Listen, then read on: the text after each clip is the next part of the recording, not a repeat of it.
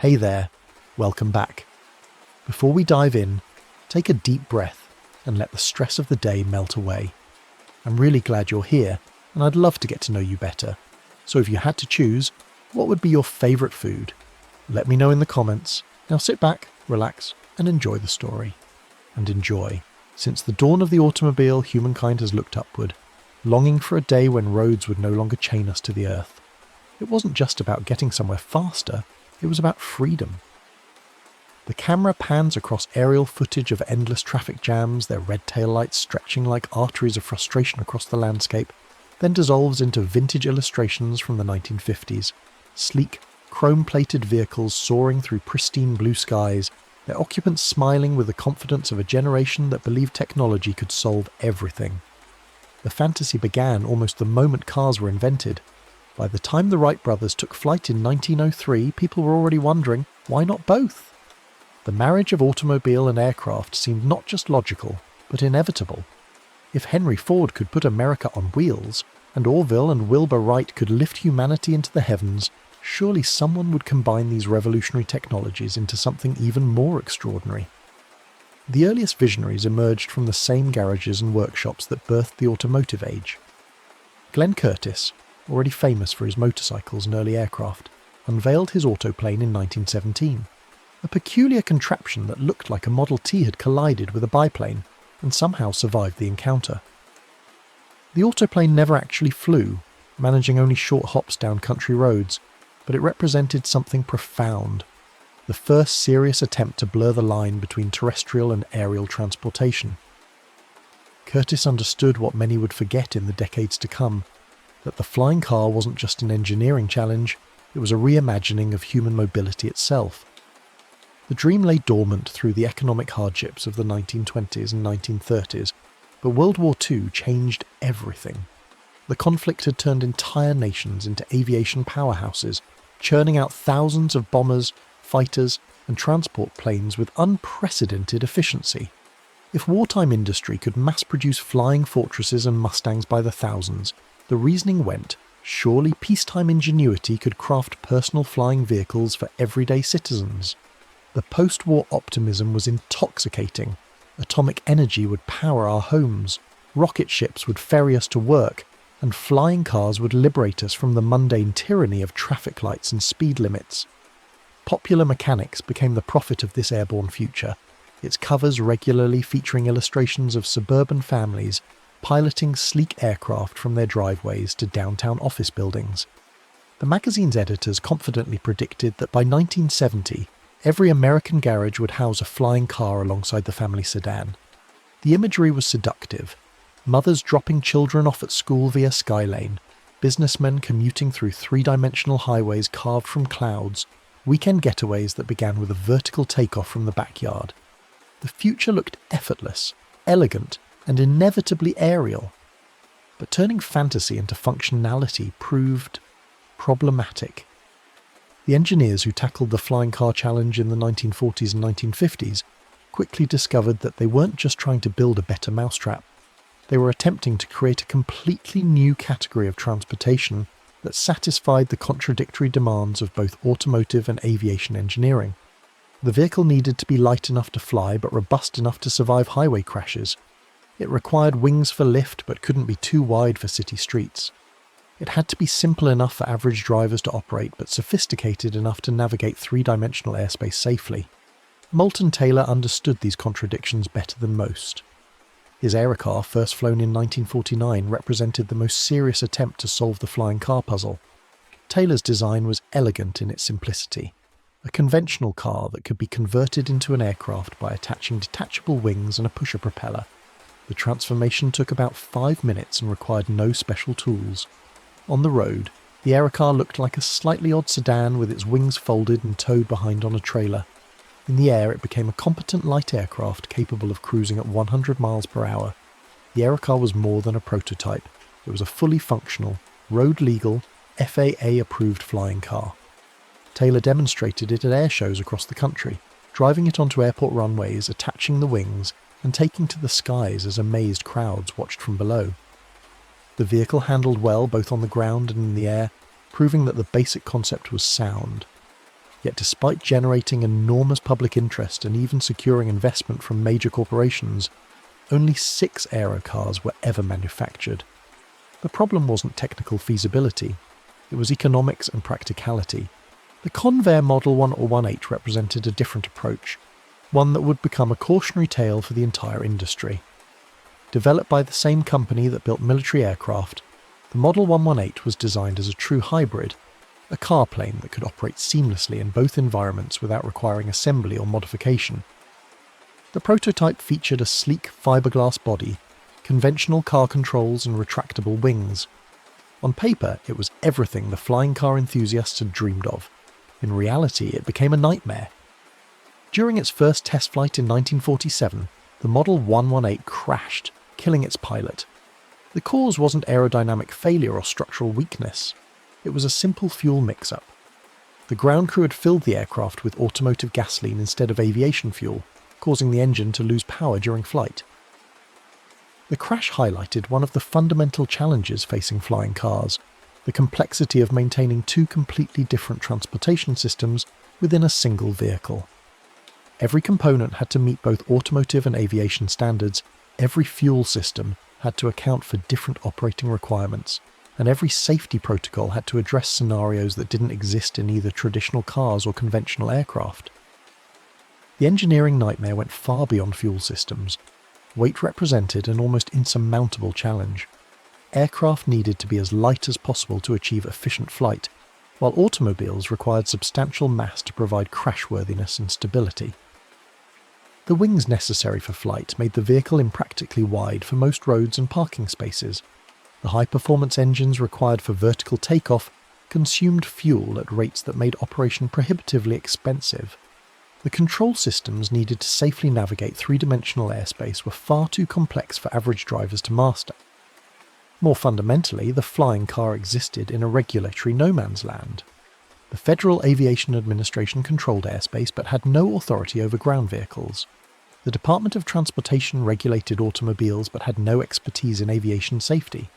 Each prototype had to satisfy both agencies simultaneously, meeting crashworthiness standards that assumed ground-only operation, while also conforming to flight certification requirements that presumed dedicated aircraft. The paperwork alone could take years, and even successful certification didn't guarantee market viability. Engineers interviewed decades later would speak with a mixture of pride and frustration about their experiences. "We could make it fly," recalled one veteran of the Aerocar project. "We just couldn't make it practical." The sentiment echoed throughout the industry. The fundamental technologies existed, but the integration challenges proved overwhelming. Every solution created new problems, every optimization in one area compromised performance in another. The flying car remained tantalizingly possible yet impossibly complex. Even as engineers failed, fiction soared. The 1962 debut of the Jetsons crystallized the flying car dream in the public imagination like nothing before. George Jetson's aerodynamic family vehicle, with its transparent bubble canopy and effortless vertical flight, represented the platonic ideal of personal aviation. The car required no runway, no pilot training, no complex maintenance. It simply lifted off from the apartment balcony and whisked the family to their destination. The Jetsons made flying cars look not just possible but inevitable, a natural evolution of transportation technology that would arrive as predictably as colour television or automatic dishwashers. Hollywood embraced the concept with increasing sophistication. Blade Runner's Spinner vehicles in 1982 presented a darker vision, flying cars as symbols of technological stratification, where only the elite could afford to rise above the urban decay below. Star Wars treated flying vehicles as mundane transportation, no more remarkable than contemporary automobiles. Luke Skywalker's land speeder and the various speeders and swoops throughout the galaxy suggested a future where personal flight was so commonplace as to be unremarkable. Back to the Future Part 2 in 1989 brought flying cars into contemporary context, literally lifting a DeLorean off the ground and into 2015. The film's vision was playful yet plausible. Existing cars retrofitted with hover technology, traffic patterns extended into 3 dimensions, and flying becoming as routine as parallel parking. When Doc Brown modified the DeLorean time machine with a hover conversion, It felt like a logical upgrade rather than science fiction fantasy. The movie suggested that flying cars weren't a replacement for existing transportation, but an evolution of it. These fictional portrayals shaped public expectations in profound ways. Audiences saw characters piloting flying vehicles with the casual competence of experienced drivers, never struggling with complex flight controls or worrying about mechanical failures. The vehicles themselves appeared maintenance-free, fuel-efficient and accident-proof. Fiction created a baseline expectation that flying cars would be not just technologically possible, but practically superior to ground-based transportation in every way. Scientists and futurists appearing on programs like 60 Minutes throughout the 1970s and 1980s fed these expectations with confident predictions. Aviation experts explained how advances in materials science, computer control and propulsion technology were bringing flying cars ever closer to reality. They spoke of prototypes in development, test flights proving feasibility, and commercial availability within the next decade. Each prediction proved premature, but the steady drumbeat of expert optimism kept the dream alive in public consciousness.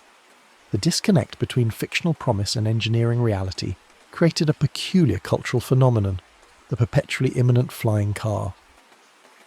Like fusion power or artificial intelligence, flying cars existed in a state of permanent technological adolescence, always just a few years away from maturity.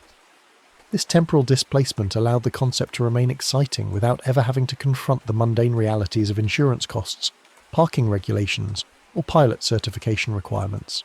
Enter the tech revolution, new money, new minds, new hype. The late 2000s brought a fresh wave of entrepreneurs to the flying car challenge, armed with Silicon Valley confidence and venture capital funding.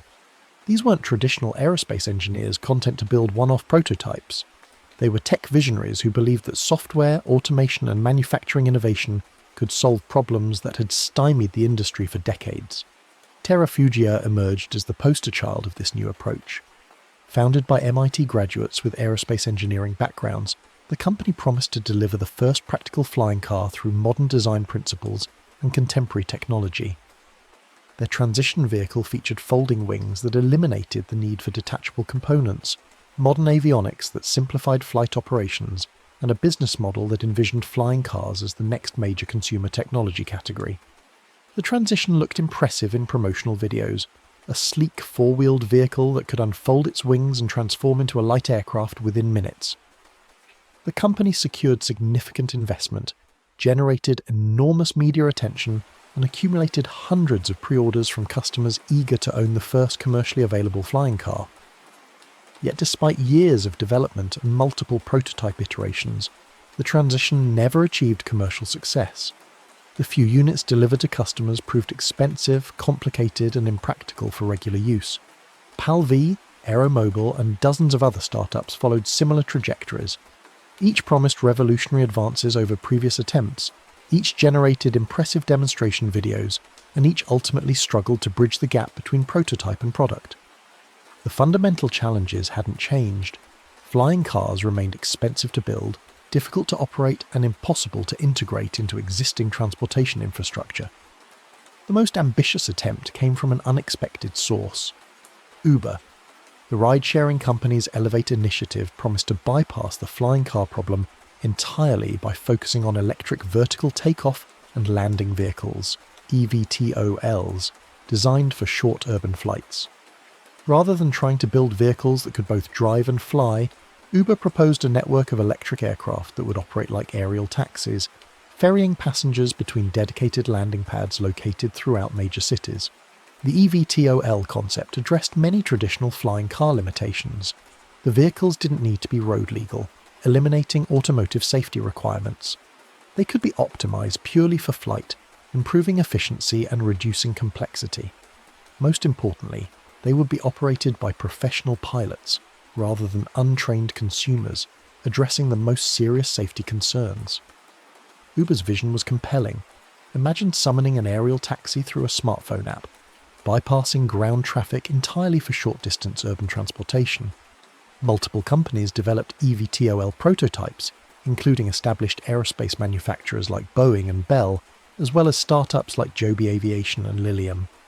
The vehicles featured electric propulsion for quiet operation, autonomous flight capabilities to reduce pilot workload, and designs optimized for frequent short flights rather than long-distance travel. Test flights proved the basic concept, and several companies secured significant investment from major corporations and government agencies. Yet even the eVTOL approach encountered massive regulatory obstacles. The Federal Aviation Administration had to develop entirely new certification categories for electric aircraft, establish safety standards for urban air mobility, and create air traffic management systems capable of handling hundreds of small aircraft operating in crowded airspace. The process moved slowly, with each regulatory hurdle requiring years of documentation, testing, and review. The infrastructure requirements proved equally daunting. eVTOL operations required dedicated landing pads with charging facilities, passenger terminals, and ground transportation connections. Urban areas would need noise abatement measures to address community concerns about aircraft operating over residential neighbourhoods. The economics remained challenging. eVTOL operations would be expensive enough to limit ridership to affluent passengers, potentially creating a two-tiered transportation system that resembled the dystopian visions of Blade Runner more than the egalitarian future of the Jetsons. Critics pointed out a fundamental conceptual problem with both traditional flying cars and eVTOLs. They weren't really flying cars in the popular imagination. They were aircraft that could drive like cars, or aircraft that operated like aerial taxis. The seamless integration of automotive and aviation functionality that had captured public imagination remained elusive. Regulatory agencies agreed, often noting in their commentary, "It's not a flying car, it's an aircraft that drives like a car." The skies remained clear, not from traffic, but from disappointment. After more than a century of attempts, the flying car seemed as far from reality as ever. The core problems that had defeated earlier generations of inventors persisted, seemingly immune to advances in material science, computer technology, and manufacturing techniques. Safety represented the most fundamental obstacle. Traditional automobiles operated in a highly regulated two-dimensional environment with established rules, trained operators, and extensive infrastructure. Even minor accidents typically involve property damage rather than fatalities. Aviation, by contrast, operated in three dimensions with far less forgiveness for operator error or mechanical failure. Aircraft accidents almost invariably resulted in serious injury or death. Combining these two transportation modes meant accepting aviation-level risks for automotive-level utility. The prospect of untrained pilots operating in busy urban airspace terrified aviation safety experts. Commercial aviation's exceptional safety record resulted from rigorous pilot training, strict maintenance protocols, and sophisticated air traffic control systems. None of these safeguards could practically extend to personal flying vehicles operated by drivers whose qualifications might extend no further than a standard automobile license. The potential for mid-air collisions, crashes into buildings, or emergency landings in populated areas made mass adoption of flying cars a public safety nightmare. Maintenance costs represented another insurmountable barrier. Aircraft required far more intensive maintenance than automobiles, with federal regulations mandating periodic inspections by certified technicians. A typical light aircraft might require hundreds or thousands of dollars in annual maintenance costs, while automobile maintenance rarely exceeded a few $100s per year. Flying cars would need to satisfy both automotive and aviation maintenance requirements, potentially doubling or tripling ownership costs. The technological barriers remained formidable despite decades of advances. Efficient vertical takeoff still required enormous amounts of power, limiting range and requiring frequent recharging or refueling. The energy density of batteries, while improving steadily, remained far below the requirements for practical electric flight. Weight optimization remained a zero-sum game. Every pound added for automotive crashworthiness reduced flight performance, while every pound saved for flight efficiency compromised ground safety. Noise pollution presented an often overlooked limitation. Aircraft engines, even modern ones, generated far more noise than automobile engines. A flying car taking off from a suburban driveway would create noise levels comparable to a helicopter, disturbing entire neighbourhoods. Multiplied across thousands of daily operations, flying cars would transform quiet residential areas into industrial-level noise environments. Community resistance to such disruption would likely prevent widespread adoption, regardless of technological feasibility. The infrastructure requirements defied practical implementation. Flying cars needed runways or landing pads, air traffic control systems, refueling facilities, and maintenance hangars. These requirements couldn't be satisfied by existing automotive infrastructure. Gas stations couldn't service aircraft, parking lots couldn't accommodate wingspan requirements, and residential garages couldn't handle vertical takeoff operations. Building parallel infrastructure for flying cars would require massive public and private investment, with no guarantee of adoption. Perhaps most fundamentally, flying cars weren't scalable. Aviation worked well for long-distance transportation, where the time and expense of flight preparation justified the speed advantages. For short-distance urban transportation, the primary use case for personal vehicles, the overhead of flight operations eliminated most efficiency gains. Taking off, climbing to safe altitude, and landing often required more time than simply driving the same distance, especially when accounting for pre-flight safety checks and post-flight securing procedures. The economics never made sense for mass adoption. Flying cars would inevitably cost far more than conventional automobiles while providing marginal utility improvements for most users. The wealthy early adopters who could afford flying cars rarely faced the traffic congestion problems that flying cars were supposed to solve. They typically lived in low-density areas with efficient transportation infrastructure. The urban commuters who most needed alternatives to ground transportation couldn't afford flying cars and lacked the infrastructure to operate them. Still, the dream won't die, not entirely. The persistent failure of flying cars to achieve commercial success hasn't dampened public fascination or eliminated technological development. If anything, recent advances in drone technology, artificial intelligence, and battery systems have rekindled optimism among both entrepreneurs and enthusiasts. Drone technology has revolutionized the feasibility of autonomous flight. Modern quadcopters can navigate complex three-dimensional environments, avoid obstacles, and land safely with minimal human input. Scaling these capabilities to human-carrying vehicles seems more achievable than ever before.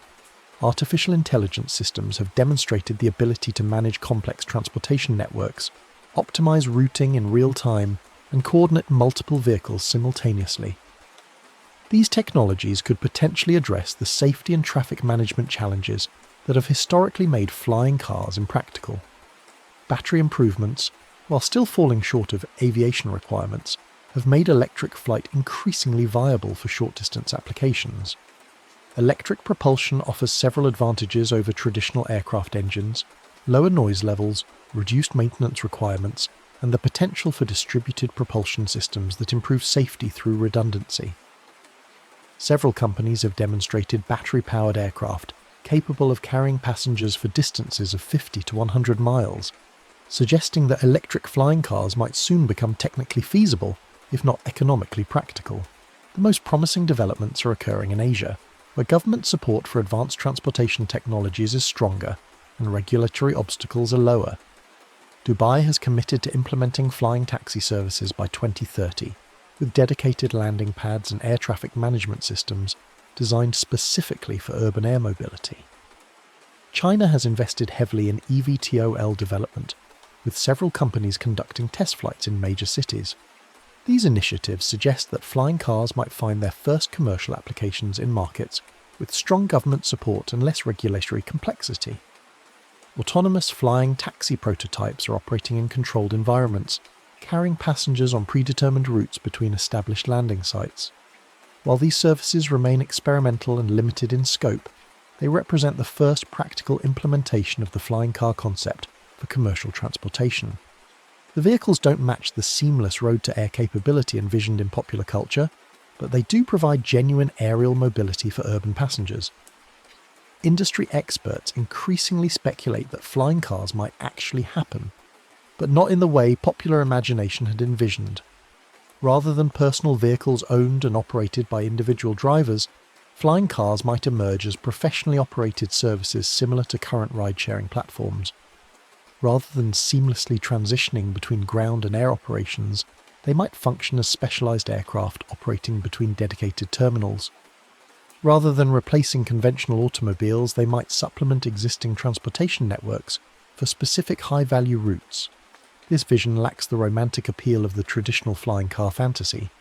There's nothing particularly exciting about riding as a passenger in an autonomous aircraft from one designated landing pad to another, especially when the experience would likely resemble a noisy, expensive helicopter ride, more than the effortless aerial freedom depicted in science fiction. Yet this compromise approach might finally deliver some version of the flying car dream to actual consumers, even if the reality falls short of the century-old fantasy. The regulatory environment is slowly adapting to accommodate urban air mobility. The Federal Aviation Administration has established new aircraft categories for eVTOLs and is developing certification standards specifically for urban air taxi operations. European and Asian aviation authorities are pursuing similar initiatives, suggesting that the regulatory barriers that have historically prevented flying car deployment might gradually diminish. However, significant obstacles remain. Public acceptance of flying vehicles operating over urban areas is far from assured, especially given legitimate concerns about noise, safety, and equity. The infrastructure investments required for widespread deployment remain enormous and largely unfunded. The economic case for flying cars remains marginal for most potential users, limiting the market to affluent early adopters and specific niche applications. Environmental concerns add another layer of complexity. While electric propulsion might reduce direct emissions, the energy requirements for vertical flight remain enormous compared to ground transportation. The carbon footprint of flying cars would likely exceed conventional automobiles significantly, making widespread adoption environmentally problematic during a period of increasing climate consciousness. The flying car became more than a machine. It became a symbol of possibility, of escape, of progress unchained. For over a century, the concept has represented humanity's refusal to accept transportation limitations, our persistent belief that technology can transcend physical constraints, and our enduring desire for personal freedom and mobility. The flying car embodies the optimistic futurism that characterized much of the 20th century, when technological progress seemed inevitable, and every engineering challenge appeared solvable given sufficient time and resources. Yet the flying car also symbolizes the gap between technological possibility and practical implementation. It demonstrates how cultural expectations, shaped by fiction and marketing, can diverge dramatically from engineering reality. The persistent failure of flying cars to achieve commercial success reveals the complexity of modern technological development, where success requires not just technical feasibility but also economic viability, regulatory approval, social acceptance, and infrastructure compatibility. The story of the flying car is ultimately a story about human aspiration confronting physical reality. Every generation of inventors and entrepreneurs has approached the challenge with confidence that contemporary technology would finally unlock the solution that had eluded their predecessors. Each has discovered that the fundamental problems, safety, cost, complexity, and practicality, persist regardless of technological advances. Each has contributed incremental progress, while falling short of the transformative breakthrough that the flying car represents. Perhaps the flying car's greatest value lies not in its potential as transportation technology, but in its function as inspiration. The dream of personal flight has motivated countless innovations in aviation, automotive technology, materials science, and computer systems.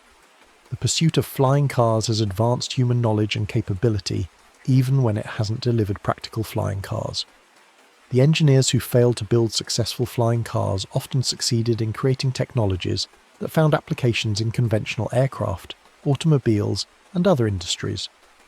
The flying car also serves as a useful reminder of technological humility. Despite extraordinary advances in computing, materials, and manufacturing, some engineering challenges remain stubbornly difficult. The integration of complex systems, the management of competing requirements, and the optimization of conflicting objectives continue to challenge even the most sophisticated technological capabilities.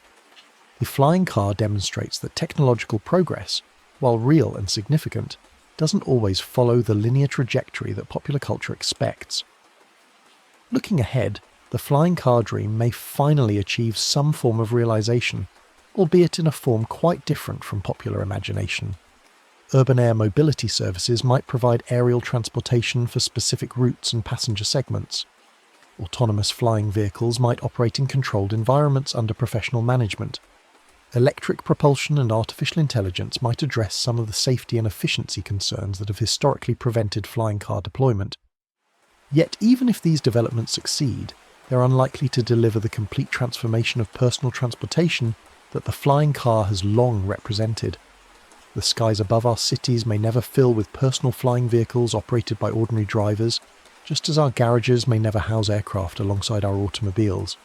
The regulatory, economic and practical barriers that have prevented mass adoption of flying cars for over a century remain formidable despite technological advances.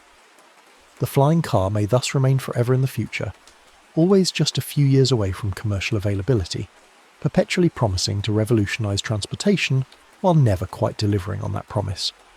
This temporal displacement has become part of the flying car's identity. It exists most powerfully as anticipation rather than reality, as possibility rather than fact. The psychological appeal of flying cars extends beyond mere transportation efficiency. They represent escape from the mundane constraints of surface-bound existence, liberation from traffic jams and road rage, freedom to chart direct courses through three-dimensional space.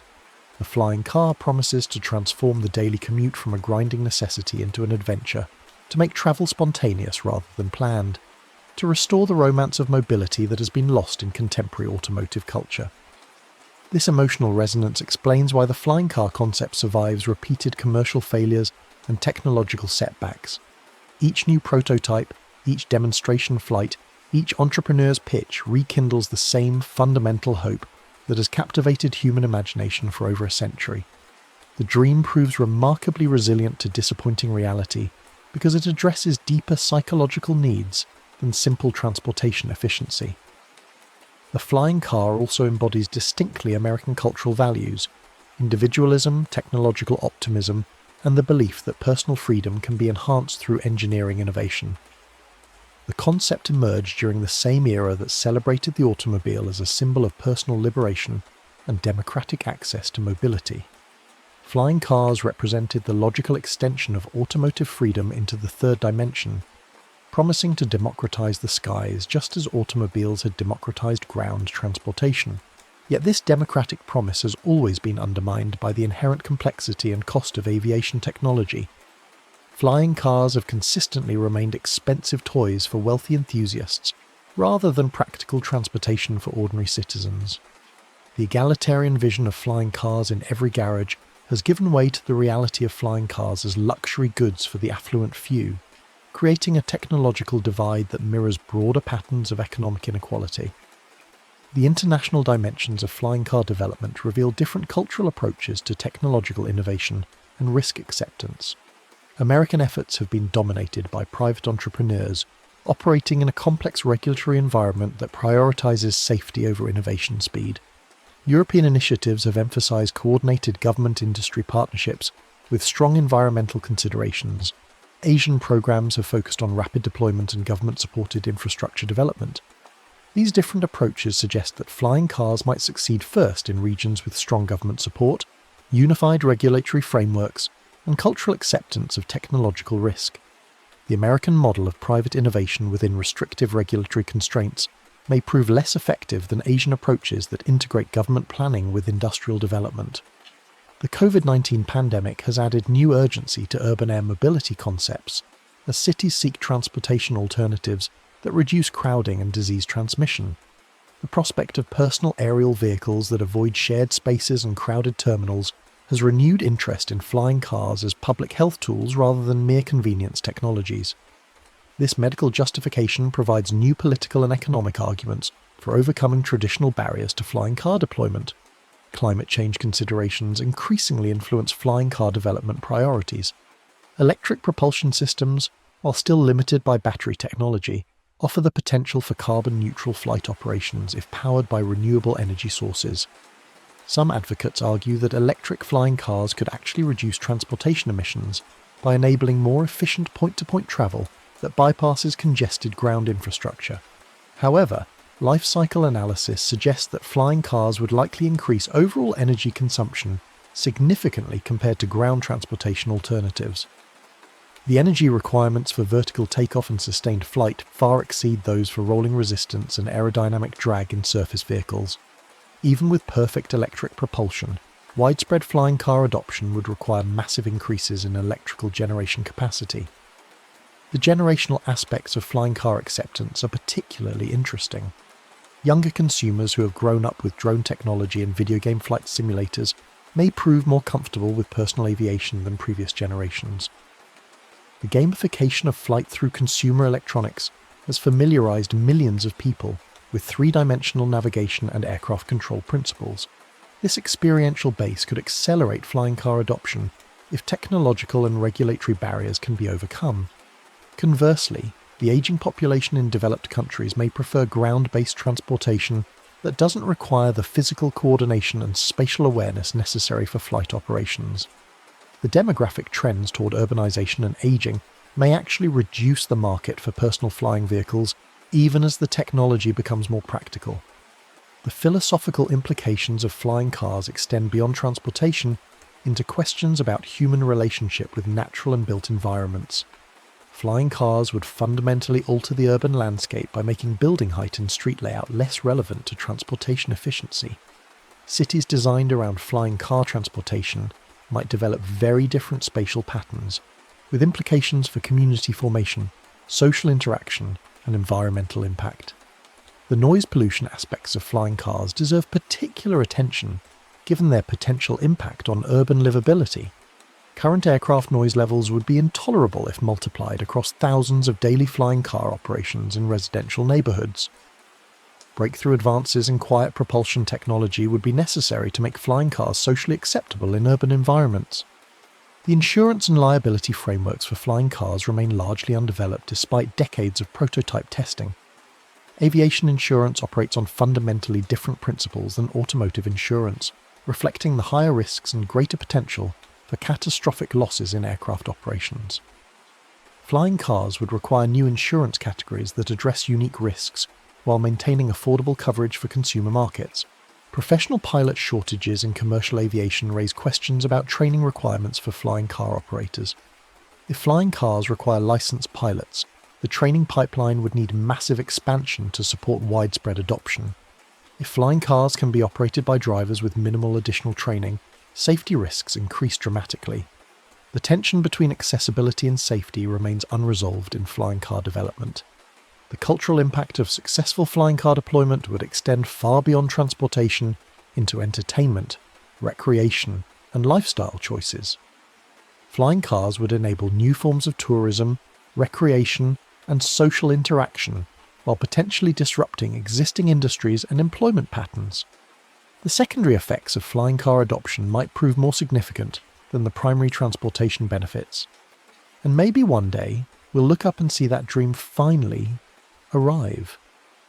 The sound of jet engines hums faintly in the distance as a silhouetted vehicle glides across the twilight sky, its occupants finally free from the constraints that have bound human transportation to the Earth's surface for so long. Whether that day comes in the next decade or the next century, whether the vehicles resemble our current expectations or take forms we haven't yet imagined, the dream itself endures, a testament to human ambition and our perpetual desire to transcend the limitations of the present. The sky was never the limit, it was always the destination.